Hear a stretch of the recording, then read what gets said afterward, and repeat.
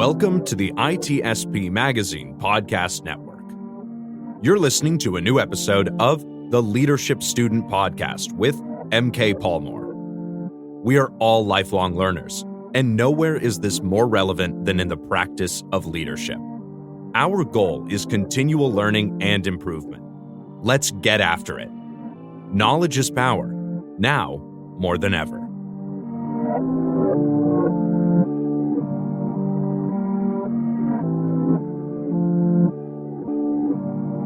Hey folks, welcome to another edition of the Leadership Student Podcast with your host, MK Palmore.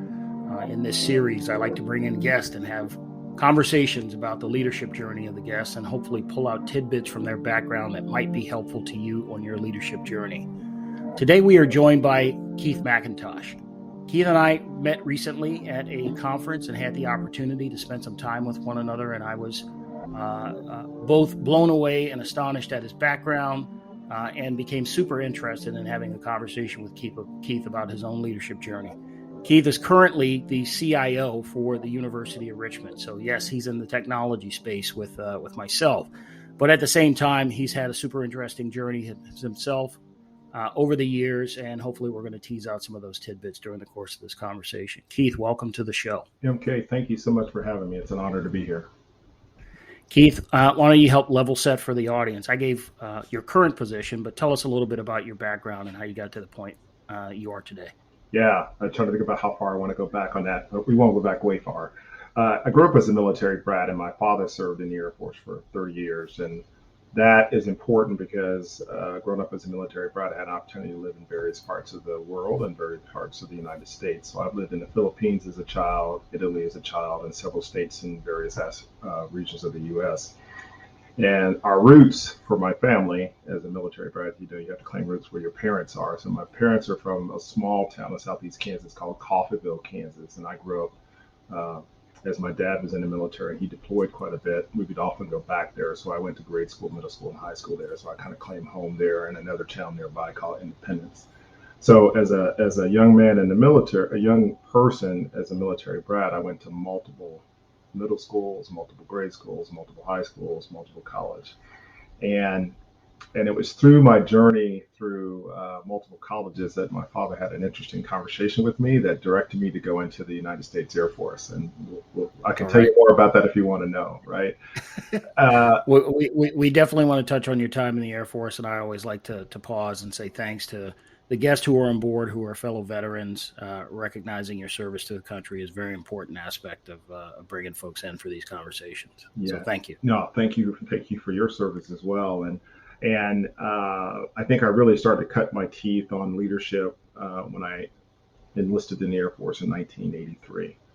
As you know, the military does not take leadership for granted, and it's not something that happens by accident. They're very purposeful and intentional about growing their leaders, whether they're officers or enlisted. And I had found my home. The structure and organization and the discipline in the military was something that really aligned with who I was as a young man. And I started to get my sea legs, if you will, and that's how I grew to become,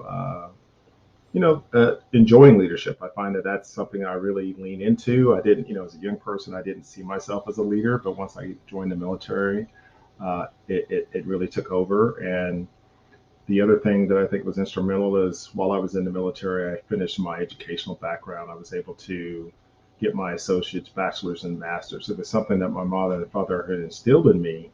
But, I was doing things as a young man that I probably shouldn't have been doing, and I had to work on growing up while I was in the military. And I'm thankful for that because I would not be where I'm in today as a leader at the University of Richmond if I hadn't had the Air Force journey and hadn't completed my educational experience while I was in the Air Force for 24 years. So Air Force, 24 years. Let's take a moment to acknowledge the benefit, in many ways, a sub-benefit of being in public service that you were able to pursue all aspects of your education from community college level all the way up through master's. I know that gets talked about a little bit, but how impactful was that, the opportunity to both be in the professional world and at the same time accelerate and learn in your educational path? I'm sure was pretty helpful to you. It's tremendous. And when I say that, I don't want to undersell it or oversell it, but it was tremendous. I believe I don't see another path for me to pursue my education if it was not for the opportunities that the military provided me. And that's not just the fiscal resources that they provide for young men and women, but also the the encouragement and support from leaders and colleagues throughout the journey. I'm very thankful for the fact, because when you think about the cost of having to do such, I did my degrees too over a 10-year period. So I was really moving quickly, but I was also progressing in the ranks. And so you have responsibilities. Uh, so it was quite a tremendous effort to get there, but I'm thankful that I did it. And I'm thankful I had a spouse who supported me in getting that accomplished as well. Yeah, all of those supporting elements, I think, are important for journeys like that. But kudos to you for being able to accomplish that during the course of that journey. You know, you mentioned that you moved around a lot as a young person, and I oftentimes think that the journey in leadership actually begins for some at a very young age. Can you talk a little bit about what kind of impact you think all of that moving around and having to re-socialize yourself with new people from time to time, what that do to your character in terms of how you engage and show up with people? Yeah, absolutely. It absolutely did. And you've nailed it on the head. As I was thinking about preparing for this evening, and I've told this to my kids and I've said it to other people around the country when I've had an opportunity to speak with them. When you move around, you start all over. So all your credibility is gone that you build up someplace else. You have to start all over. So you cannot sit back and wait for things to come to you. You don't know how long you're going to be in that community. Sometimes you'll be there 2 years. Sometimes you might be there 4 years. But either way, it requires you to be very intentional and very proactive. So I was thankful for me that I was an athlete. So I had kind of an instant in that I could just go out for sport teams and then find kind of my people, right? But I was also a pretty smart kid, so I was kind of a geek. So I was also in academic circles that allowed me to make some connections. Either way, both those two things forced me to be very proactive, and I'm thankful for that, because as you grow up, it starts to become so much part of MK, part of your just natural things that you do that you don't think about. You know, I wouldn't say I was an introvert or an extrovert as a child, but you quickly learn that it's up to you to make the most of the environment that you're in. It's up to you to be proactive about it. So if your situation is not what you like, do something different to make your situation different. Right. So you participated in, I assume, high school sports, multi-sport athlete or single sport? No, multi-sport. So my dad was a jock, my mom was a jock, and sports was not something that was forced on us, but it was definitely something that was presented at us. And I'm thankful for the opportunity to play sports. So I played all the traditional sports as a young man. I played basketball, baseball, football, and I ran track. And I was decent at some and better at others, but I will say I lettered in all the sports that I played in high school, and I was ended up making starting teams and things of that nature. Uh, but the sports, what I love about the sports aspect, and it really has a direct tie to leadership, MK, is that Mm-hmm. you learn what it means to work with a group of people to accomplish a goal that you can't get there by yourself. It requires dedication, discipline, sacrifice, understanding of what it means to be on a team, knowing that there are times where you need to step up and there's times that you need to take a back seat. So part of leadership to me is also learning about followership, right? And I'm thankful for each and every one of those. I have a small story to tell that I think epitomizes sports and my father and his role of discipline for me. I'll share that now. I remember we were stationed in California, Southern California, and I was one of the better baseball athletes in Southern California. And my dad in the military couldn't make my games. Sometimes he would show up in the middle of the game. But, you know, when you're in the heat of a game, you're not looking in the stands or anything like that. And my dad emphasized how we were to comport ourselves when we played. You know, you are McIntosh when you get out of the field or you go on the court, you're going to be professional, you're going to do this. Yeah, yeah, yeah. Okay, Dad, thank you. And I remember I hit a single that I should have stayed on first base, but I thought I could push it to second. So I pushed this single into a double and I didn't make it. I got thrown out at second.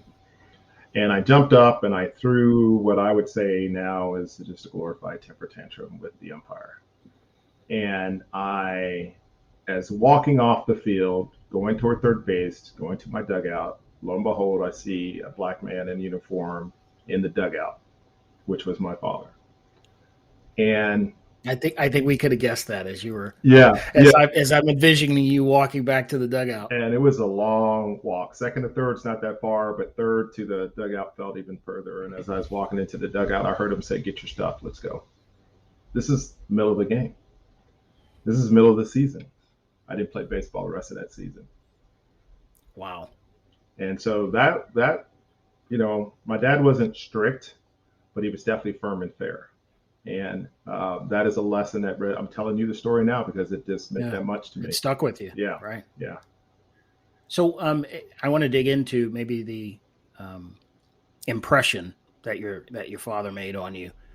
But as it relates to sports, maybe is there a particular coach for whom you had experiences with and something about their leadership style maybe either resonated with you or failed for you in terms of how it was that they delivered the discipline of leadership to the team? Did you see good and bad examples from coaching? Yeah, I did, and I won't say names, but I remember a coach that I had. The way I play, I give 100% when I'm playing sports. I'm all for the team, and I'll give up my body to do whatever we need to do. But I also don't show a lot of emotion on the court or on the field, so it may not look like I am in the game or as motivated as maybe somebody else who's yelling and screaming. I think, you have to understand that everybody comes at this differently. And I remember playing football, and a football coach did what most football coaches did and grabbed my face mask and shook it around. And it just turned me off from the game.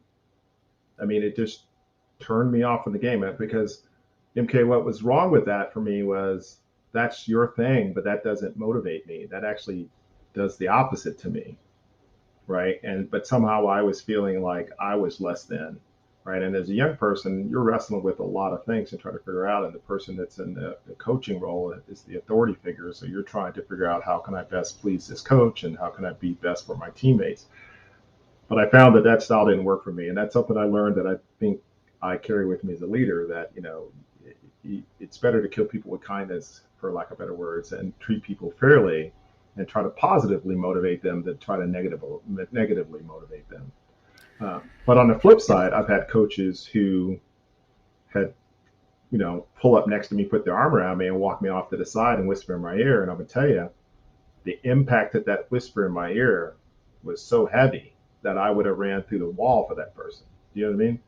Yeah, absolutely. I mean, what you're describing are like the different levers that are available at that stage in life, right? For coaching, high school sports, that kind of thing. Yeah. I think those levers, you either learn from them or you don't.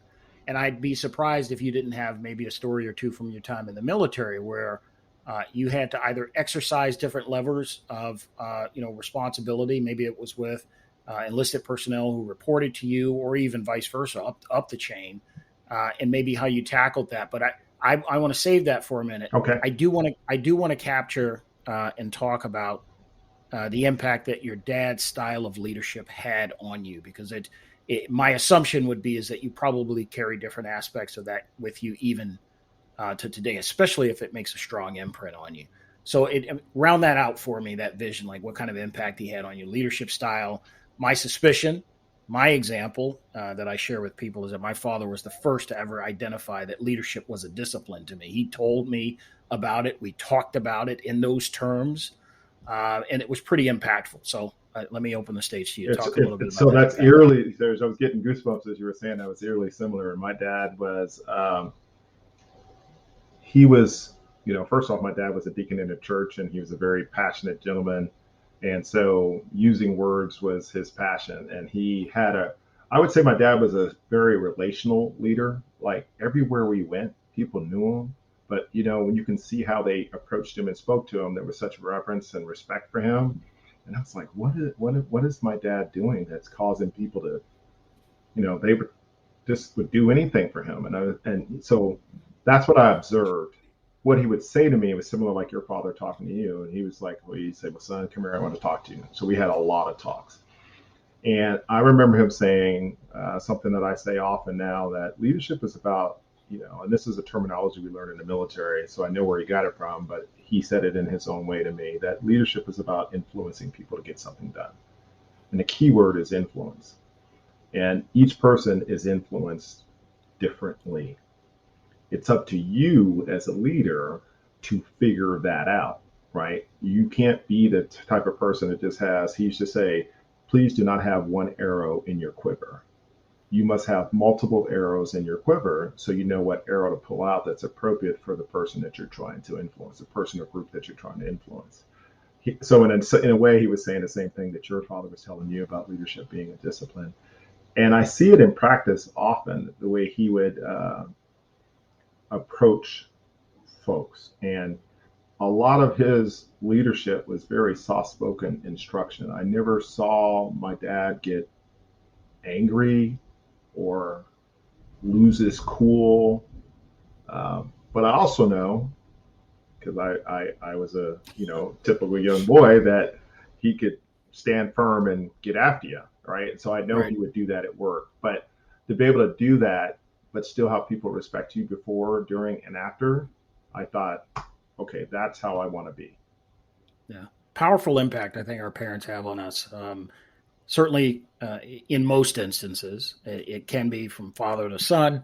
Certainly, there are examples, I'm sure, of folks, like in my case too, extended in life, where you see examples of leadership from your mom as well, and just your family in general, because they are the first authority figures for whom you come into contact, and they make an imprint one way or another. Yeah. And in many instances that can be positive, and in some instances kind of negative. But it's up to you to sort of sift through that, figure out the stuff that you want to keep, and figure out the stuff that you want to shuttle. Yeah, and thinking about my mom, was a little more spirited, and I remember a situation where I was in grade school, and I was involved with something with some other kids, but I was unfairly accused of something, and that's my story, and I'm sticking with that to today. And there was discipline handed out, and discipline, when I got home and I told my mom about it, her demeanor changed. We were back in the car. We were barreling back through town to the school. We were going through the school like we owned the place, and she walked right into the principal's office and then just laid into the principal. I had never seen that type of display before. But it changed the outcome of what was the rulings of the day. And I had a different respect for my mother that day, because you have to think about, it didn't dawn on me then, but it really dawns on me now, to think about a Black woman in the 60s going into a pretty much an all-white school and having the courage and the conviction to defend your young Black boy. That's huge. Yeah, well, Black mothers have been defending their Black sons since the beginning of time. Amen to that. Yes, and you should expect for them to do so. Yes. Awesome stuff. Hey, I want to transition to your time in the Air Force. Yeah. Because the impact, really, especially for folks who haven't served, I mean, you can't underscore enough the mental impact and impression that military service leaves on the individuals who are veterans. And for those of us that come out on the other side as viewing it as a uniquely positive experience, I think it's something that we carry with us through the entirety of our lives, or at least that's my proposition from what I've seen. Mm-hmm. Talk a little bit about your early experiences in the Air Force, maybe when you first got a level of responsibility, what it was like leading, and how you thought about leadership, and how that probably, I'm assuming, changed over the arc of your career.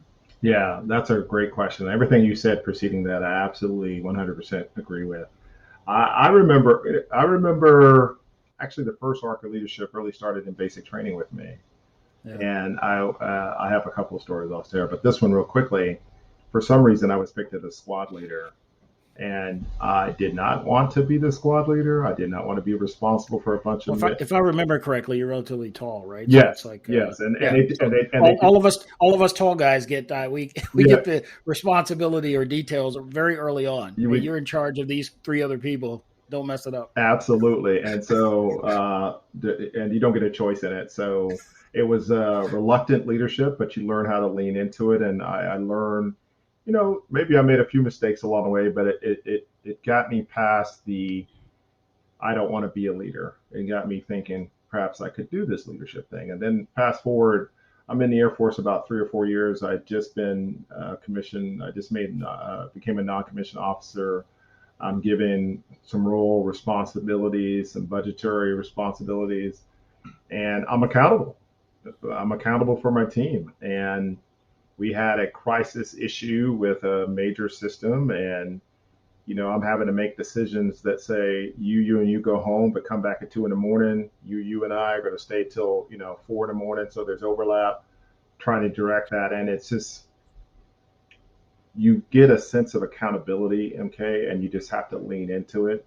And the other thing that I will say the military got me thinking about was doing the right thing for the right reasons. And if you're doing the right things for the right reasons and in the right way, then you should be able to stand fast and stand firm in your conviction and to do what you're doing as a leader.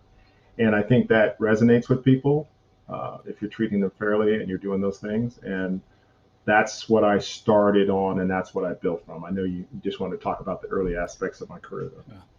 No, so I mean, my experience was that I thought differently about leadership, certainly as a midshipman and then as a second lieutenant in the Marines.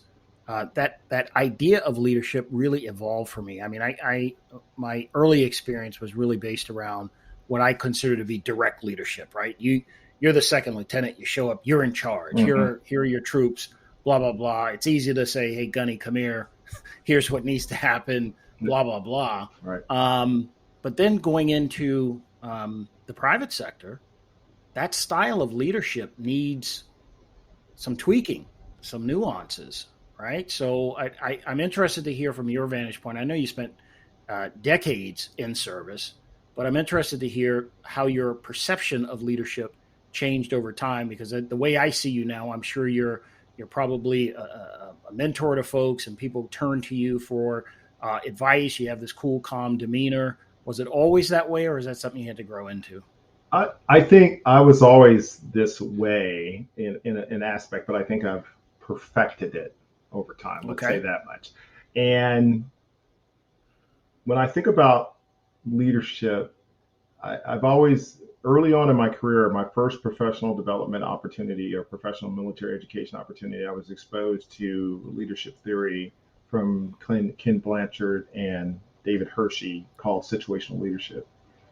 And it hit me like a ton of bricks. Like, this is it. I really did resonated. Yeah, I really like this situational leadership, and it just made sense to me. And so I will say one thing I consciously remember doing. I said, Mac, you need to approach leadership like you know nothing about it. So you have to be open to read, study, watch, ask questions. And then the other thing I told myself, try stuff out, because it's just all theory until you put it into practical uses. Absolutely. And so for me, with a team of people, right. So I said, okay. And so I didn't tell anybody that I was trying stuff out, but I would try stuff out to see what worked for me. And if I felt comfortable doing it and I felt like the responses I was getting back were what I was looking for, then that stayed in my leadership toolkit. If it didn't, I jettisoned it. How often do you rely in your current day practice of the discipline? How often do you rely on reading about others? Obviously we have available to us now all kinds of medium that will allow you to watch videos and people giving lectures on leadership. Like, what's your sweet spot? Is it reading biographies? Is it just counting on your own experience? Do you journal? Like, what are some of the ways that you grow as a leader, or at least you think maybe helps you to grow as a leader? Yeah, so that's a great question because I think you never stop growing. If you get to a point where you feel like you've figured it out and you got it all settled, I think the world's going to pass you by. At least that's the way I was raised, and that's what I believe. So for me, it's different now that I'm at my where I'm at in my career and my life right now. But when I was younger, I consumed everything. So I was that young man in the military that was reading U.S. News and World Report. It wasn't the most exciting thing to read, but I really wanted to understand what was happening in the world to better apply what could be the impact to the United States and what could be the impact to the United States Air Force. Right. That's the kind of connections I was trying to make as a young man. I already talked about situational leadership. So any books that I saw on my commanders or my leaders' desk, I'd ask them about it and see if I can get a copy. And then if I liked it, when I read the forward or the first chapter, I'd go buy it. Right. Around my house today, I probably have books in every room that I have started to read or I will read at some point in my life. I'm not as voracious a reader now, MK, as I was earlier, but I will say the journey continues because I try to go to professional development opportunities about once every 2 or 3 years. And I also I'm active on social media. So I try to get myself in the right social media circles where leadership is discussed. I'm a big fan of inclusive leadership. So there's a lot of groups on LinkedIn and Twitter that folks are talking about inclusive leadership. I'm fortunate at the University of Richmond, we have access to LinkedIn Learning, which is a professional development of a lot of types of courses. And although I try to be diverse in my training that I'm doing, if you go look, probably 80% of it or 90% of what I consume is leadership development. Yeah, great. I want to pull back the thread a little bit. You mentioned inclusivity a couple of times, diversity. Have you found in your observation and practice that leading as an African American man that you've had to be cognizant of that as a leader? Have there been times where your presence as a black man in leadership has maybe not gone the way that you expected it to? Is it impactful at all? Yeah, I as much as I do a lot of conversations around my campus about race and other type of cross-cultural activities and conversations and dialogue. I do a lot of talks around the country as well. And race is always, it's just part of the fabric of the United States. Ever present. It's right? ever present, so you can't get away from it. And I think as a person of color, especially as a black man, and the way my parents raised me, they instilled in me early on that you are going to be a black man in America. So therefore, these are the things that come with that. You cannot feel sorry for yourself. You can't get angry about that. These are the facts as they are, and you are equipped to deal with it. And so deal with it accordingly. It's almost like a battle plan, right? Here's the lay of the land. Here are the tools that you have available to you. Go out and be successful. Okay, absolutely. No excuses about it. Go forth and conquer, right? And I come back to my father and how he carried himself is the way I try to carry myself. I have a cousin who lives in Minnesota, and it was his birthday yesterday. I was talking with him, and he says, "You just have a way of making people feel comfortable around you." Now, I don't consciously think about that, MK, and that's probably a gift that's been given to me. And there's probably a little bit of working on trying to understand who's sitting across from me, be mindful of my presence because I know as a 6 foot, 200 something pound black man, there's a presence that comes in. But there have been times in my career where I know my demeanor and my size has caused problems for people, especially white people. There have been times when I feel like my room for error is much less than somebody else from a different demographic. There have been times when there's an expectations, and it goes another way too. I think sometimes when you are successful as a black man, you can sometimes receive expectations upon you that are heavy to carry from the black community, right? That you should be able to do X, Y, and Z. And when you don't, then it feels like you haven't fulfilled your true calling as a black man, if you will. I'm trying to be politically correct here. Okay. Oh, I understand. So, Go ahead. But overall, I will say I'm always a glass half full or 3/4 full type of guy. I will say that I've been very fortunate in my career. There have been issues and incidents, and we could talk about that views alike, but overall, I can't complain. I've been very fortunate in my career. We don't have to spend a ton of time in this zone. I think it's inappropriate not to recognize it. Amen. As a right. Yes. As something that, when you show up, men of color like yourself and myself, we have to deal with that. Others probably don't even think about it. But I personally, as you were describing, I'm a 6'2", relatively big black guy. Like when I show up in the room, there are expectations and things that immediately formulate, especially for people who have not met me. And I've been accused from time to time of being a fairly serious person too. So it's like I show up in the room, very serious demeanor. People tend to notice me, and then it's like I have to disarm them, right? So I've had to learn that over time, though. I have to be the disarming one. Otherwise, I'm, visually unapproachable because who's just going to come up to you and start talking to you unless they know you already? Yeah, I love that because that so resonates. I pride myself at being professional in all settings. I love to joke around, but I do know that, again, back to where I'm raised, depending on the situation and the context, I'm going to comport myself a certain way. Yeah. But when I come into a room,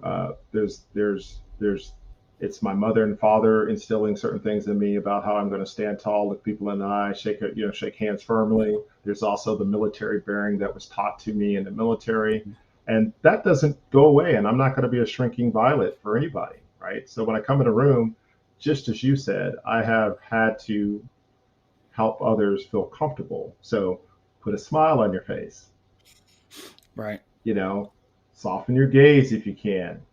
Soften your voice. These are all things that I don't think a lot of people think too much about, but I have to. I remember distinctly, and this happened more than one time in my career, but one time I heard through the grapevine that this one lady that I said hi to every day for a year, thought I was stuck up. I was all about myself.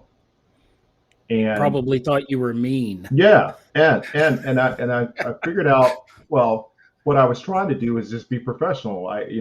She was a attractive lady. I didn't want to come off weird. So I would just say hi and keep walking. And if I would have found myself in a situation where we would have had an opportunity to have a conversation, I would have.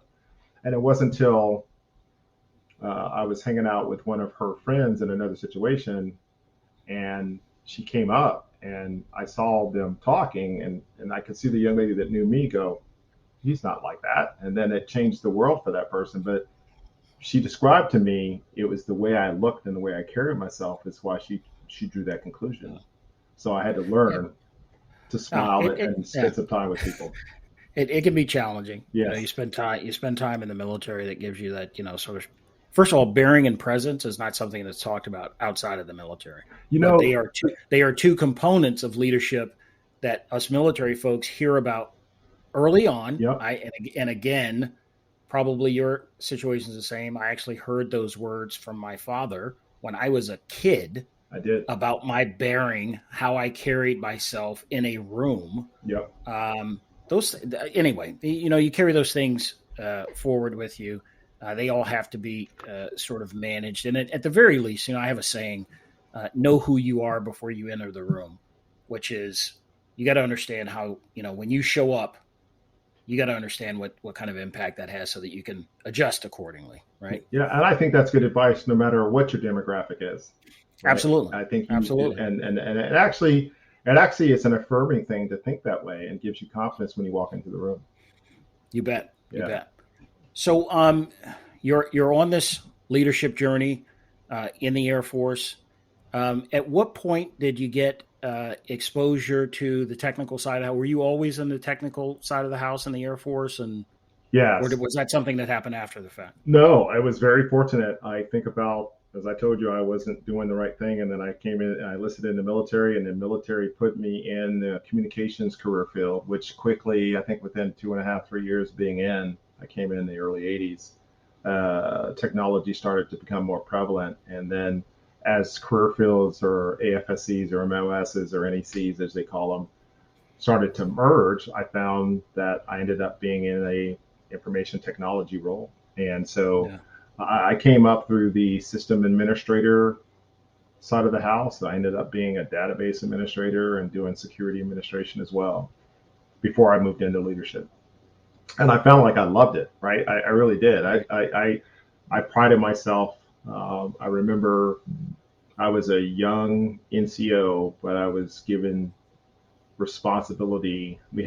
I was stationed at Cheyenne Mountain, and Cheyenne Mountain, NORAD, U.S. Space Command, was putting in a new command and control system, and around the world, and they had various bases that were installing it. And in Colorado Springs, we had 2 locations, and my bosses worked at the headquarters down at Peterson Air Force Base, and they gave me autonomy to lead my team to install the command and control system inside of Cheyenne Mountain. So here I am as I'm in my early 30s. I'm a young man with a team of 4 or 5 people, and we're responsible for installing a multi-million-dollar command and control system that's going to be used to help the warfighter, right? Right.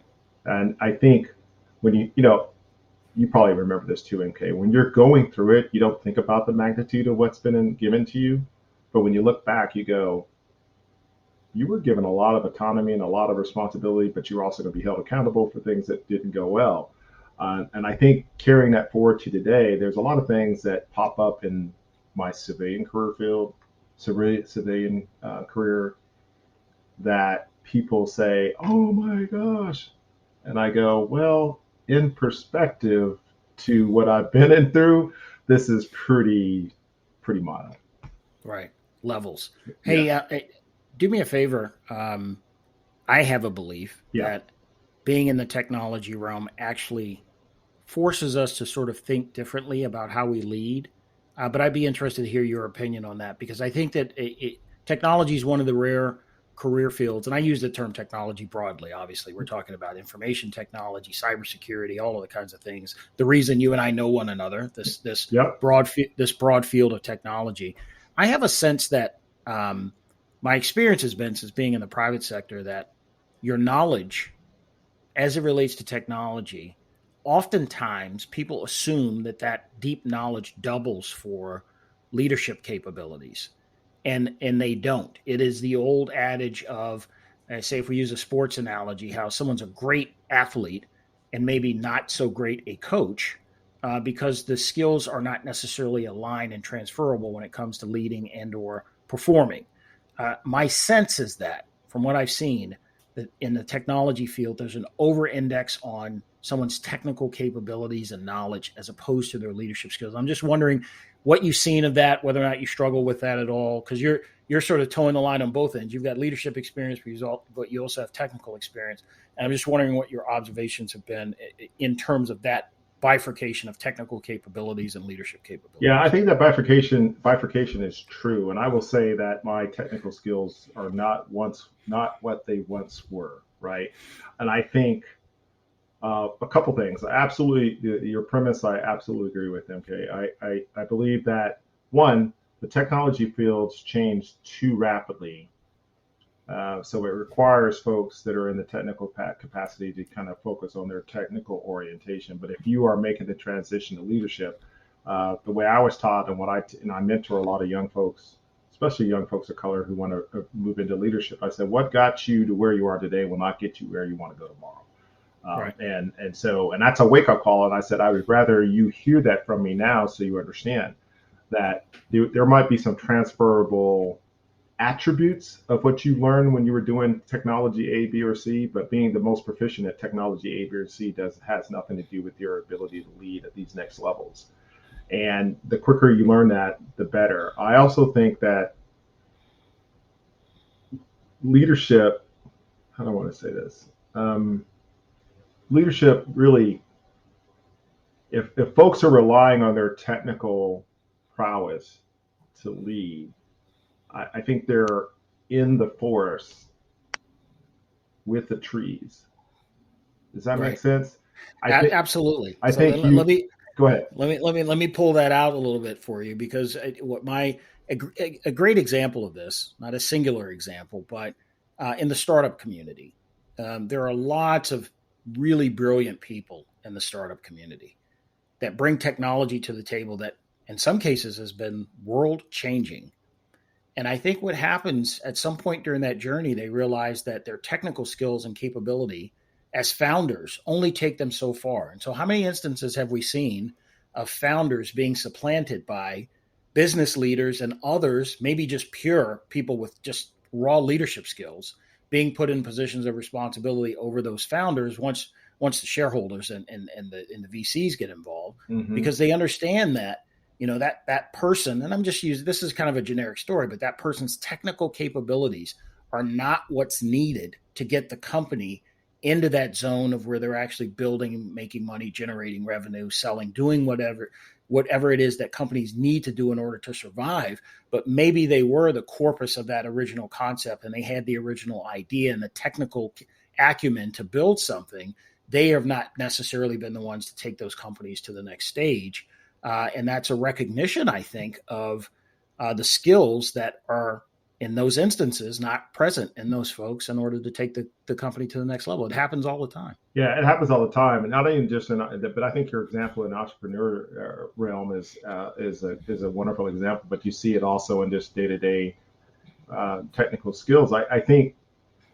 And that's unfortunate though, because I'd like to think that people have the capacity to learn, grow, and develop. And as I was talking about earlier, when I'm a big fan of situational leadership, and me, that was a perfect example of situational leadership. When you're starting a company and you're groundbreaking and you're trying to get that hustle or get whatever product are out there, Mm-hmm. there's a style of leadership and a style of there's technical skills that are required. But at some point, you reach some type of momentum or you reach some type of level, which requires a different type of leadership. And Right. it's the person, first off, you have to recognize that it's occurring.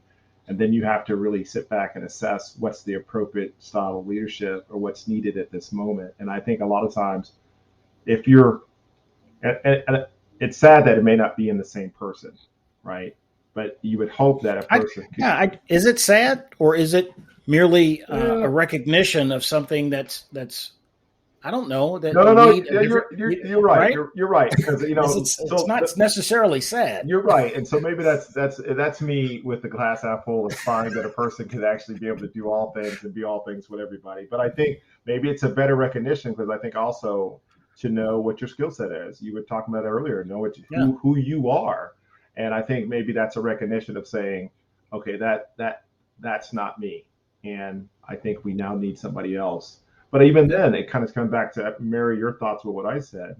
It requires you to recognize that if there's a new style of leadership or something else is needed at this moment. So I don't have that, but I at least recognize it. So I'm going to try to make sure we go get that. Oh, and the best examples, I won't name him by name, but one of the most fascinating founders that I know personally was not the CEO of the company that he founded. He's the CTO, because his thing was technology. He knew how to focus on the technology aspects of the company. And at some point during that company's growth, he brought in a CEO and someone else to sort of be the face of the company. And that company is huge and thriving now and doing very well because of those decisions that were made at those data points. So that I pose this question to everyone that I've talked to. Mm-hmm. I think I need to do a whole separate show on this. But what we are touching on is this idea of whether or not leaders are born or made. I have a particular stance on this, but I want to hear your stance. Oh, see, you've been going first a lot of times, but now I don't know if I'm being set up here. I strongly believe that leaders can be made. That's where I come down, and I come down with both feet on that side of the fence. You hear the thing about natural born leaders, but I think and I said it earlier, that I got exposed to leadership, and I found I liked it, but I didn't know a doggone thing about it, and I had to learn more, and I had to perfect my craft. So I had to both build up my theoretical and my practical knowledge and experience. And I continue to do that throughout the course of my career. I find it rare now, and I know there's probably going to be different schools of thought here. I remember distinctly working for a leader who did not believe in professional development, who did not believe in the leadership books. And so I struggled with that because I was like, well, there's so many other smart people who have existed on the planet who could share their knowledge with you. To think that you have figured it all out or you will figure it all out on your own doesn't make sense to me. So I think there's a little bit of humbleness that you need to have, that you don't know everything, but you can learn things. And you can learn things by observing, you can learn things by listening, you can learn things by reading, and you can learn things by doing. And I think leaders can be made. They're not born. So I'd love to hear what you think, okay? You probably disagree with me. No, absolutely. I actually agree 100% with you. Okay. For a very long time, I've been of the mindset that I think leaders are absolutely made. But I do believe, and so as a nuance to that belief, probably like you, that there are certain characteristics and things that are present in people, but they have to be nurtured in an appropriate way, and someone in all likelihood, other than that person, needs to identify and tap into that to help that person nurture those aspects that help them grow into being a leader. And those are some of the best leaders I think you'll find. So they have sort of this recipe of things that are baked into who they are. And if the right things happen to them along the way, they can matriculate and become awesome leaders in a lot of different spaces. I absolutely agree with you. I can think back numerous times in my career where somebody pulled up next to me, put their hand on my shoulder and said, "Mac, you have a minute? Walk with me." And they had seen something in me that I had not noticed in myself. And they shared something with me and they planted a seed that I was like, I cannot unthink this now. It's going to be in my mind all day, every day for the rest of my life. That they were like, have you ever considered you should be doing this? Right. But it's those little promptings that have come by in my career. And I try to do those things now. And I told you this when we were together. I gave a small example of a project that I'm involved with, trying to grow young leaders of color in higher education, because what I found is many of them have been in their careers for 10, 15 years without mentors, without coaches, without supervisors who give a care at all about who they are in their professional development. And so when we bring 12 of these individuals from around the country together in a year-long professional development program that focuses on being a person of color and giving them the tools and the access and exposure, but also more importantly, giving them the confidence. And that's a big part. Telling them that they can, telling them that they will, telling them that they deserve it, right? And then standing there with them and helping them. At some point you're holding the hand, and at some point you have your hand on their back and their shoulder, and then at some point you're letting go because they just took off running. And I've seen that time and time again. So not only from a theoretical, but also from a practical, I believe that to be super true. And I have so much testimony around that, both in my personal life and helping others. You familiar with the film Inception? Yes. It's one of my favorite movies of all time for lots of different reasons. Visually. Yeah, visually it's awesome. I'm a fan of the director who created the whole concept, Christopher Nolan. Yeah. But I've often thought in my own personal arc and journey how the concept of something like leadership was planted in me at an early age. And I was given this idea that I needed to believe in myself as a leader. And somehow, as it does in the movie, this idea like germinates over time and it actually becomes part of who you are, so much so that you can't deny it. Like it becomes part of your DNA. So for my Inception fans out there, you've now seen me tie Inception to the leadership arc of people, but definitely one of my favorite movies. Well, and I think this idea of seeding, like you said, giving confidence and seeding this idea, especially with young people, you'd be surprised how often that just takes off and they actually then grow into and become and think of themselves as leaders for their entire lives. And it makes you think, though, how many people are going around, and it breaks my heart how many people are just languishing away without that around in their environment. Yeah. Right. So the idea of mentorship, probably the last topic that we're going to have an opportunity to cover here. I get the sense, and I think you've indicated that you're probably a mentor to others. How important is that for you to both serve in that capacity as mentor, and how important was it for you to have mentors in terms of your career arc and journey? Yeah, I would not be here without mentors. I think about there were definitely senior leaders in the military that I felt comfortable talking to, who could give me advice and counsel and instruction, because they've been there, done that before me. And I just think, why are we trying to navigate the world without the roadmap and benefit of those who've gone before us, right? And people have wisdom to share it. And I was taught by my parents to remain humble and make sure you're giving back.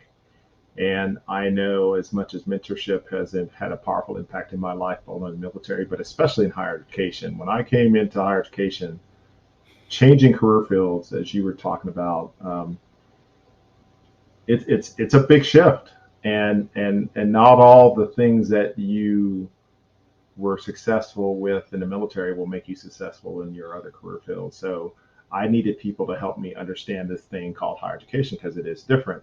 And I was fortunate that my supervisor, Kirk Kelly, he put me on his wings and showed me the ropes and helped me along the way. But I also reached out to people. I remember one of the first things I did when I got on LinkedIn is I found something. It was 2009, 2010. I found an Air Force colonel who retired and was working in higher ed IT. And I just cold called him and said, "Hey, I am a retired Air Force person, and I'm now working in higher education, and I want to get to where your level is. Can we start sharing and talking?" And they took me up, and I figured they would, being a military, that military connection. But I've reached out to a lot of folks, and so now I am part of 2 mentorship programs, and we do this other fellowship. And I find the cool thing about it is when I see the light bulb go off in my mentee, and they figure out who they are, and they get aligned with their destiny, and they start to pursue it, MK, I get goosebumps right now, man. I get fired up. And then the other thing, I think it feels wonderful. But the other thing is, it keeps the old man smart and honest. I learn a lot through the journey, right? I'm reminded of the struggles. And there's a lot of smart people out there, and they come in all different types of shapes and sizes and colors. And so for me, to mentor a wide variety of people helps me be a better leader. So Mac, this conversation's been awesome, fascinating even at times. I know we kind of drifted a little bit and kind of went all over the map, but I do think that part of that journey of conversation that we went through, a lot of it are tidbits that people will be able to take away from that discussion and really help and grow in their own leadership style and development. I want to thank you for joining me on the Leadership Student Podcast. So thank you. Warm thanks from MK Palmore to Keith McIntosh. Thanks. Yeah, MK, thank you so much for having me. It was a pleasure being here. I enjoyed it. All right, folks, that's it for this episode of the Leadership Student Podcast. Be on the lookout for us on social media and like and share the episodes with your friends. We'll see you next time on the Leadership Student.